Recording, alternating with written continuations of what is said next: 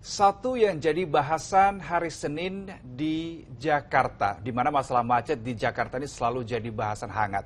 Tapi benarkah beban Jakarta sebagai ibu kota sudah dikurangi? Apalagi mulai tahun ini, Menteri ASN berangsur-angsur mulai dipindahkan dari Jakarta ke IKN.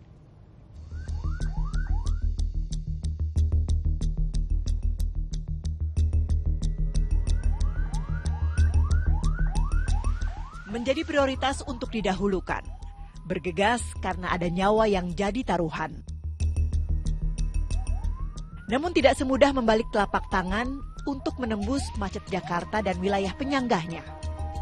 Di balik kemudi, Rahman Sugiarto bercerita. 4 tahun menjadi pengemudi ambulans Yayasan Tafakul Madani, dengan tanggung jawab, keamanan dan ketepatan layanan transportasi pasien. Kita tahu sendiri, posisi lalu lintas di Jakarta sendiri ya padat sekali ya. Ketika sirine berbunyi, itu harusnya mereka itu sudah tahu kalau kita tuh membawa pasien atau membawa jenazah gitu loh. Jadi nggak usah pakai di klakson-klakson. Udah empatinya harus keluar gitu loh. Tentu kekhawatiran ada, apalagi lalu lintas yang tidak terprediksi. Ketika kita mengantar pasien, nggak berhasil, kejebak macet dan macam-macam lah situasi jalan terutama di situ, apalagi kondisi ibu kota seperti ini keadaannya. Jakarta dan 23 juta kendaraannya, itu yang terdata di Samsat Polda Metro Jaya pada 2023. Belum lagi dari wilayah penyangga. Jalanan yang makin padat, hunian yang kian berdempet, hingga persaingan kerja yang sengit. Pemerintah pun memutuskan segera merealisasi pemindahan ibu kota. Ide yang awalnya dicetus pada 1957 lalu.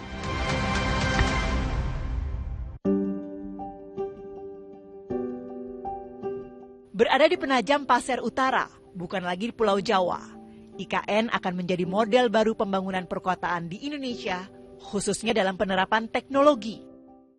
IKN tidak akan sama dengan Jakarta, karena prototipe desainnya itu berbeda.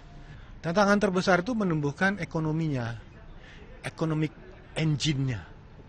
Jadi economic engine yang bagaimana yang bisa membuat IKN hidup. Sektor apa yang membuat IKN besar? Pemindahan ibu kota, tantangan peluang menuju perubahan yang lebih besar dan baik tentunya.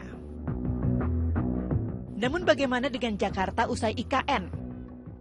Penduduk kita itu sekitar 12 juta lah yang terdaftar. Penduduk Jabodetabek itu hampir 30 juta. Itu pasar. Jadi kemandirian Jakarta tetap kuat. Ya, karena satu hal lagi, yang kekuatan Jakarta itu adalah pada produktivitas usaha, jasa keuangan dan jasa perusahaan. Ingat, Jakarta memang bukan ibu kota pemerintahan, tetapi dia tetap akan menjadi ibu kota keuangan. Jakarta dan dinamikanya memang bukan lagi menjadi ibu kota negara, tapi Jakarta justru bersiap menjadi kota global meski problematikanya yang ditinggalkan sebagai ibu kota masih membayangi. Tim Liputan 6 SCTV melaporkan.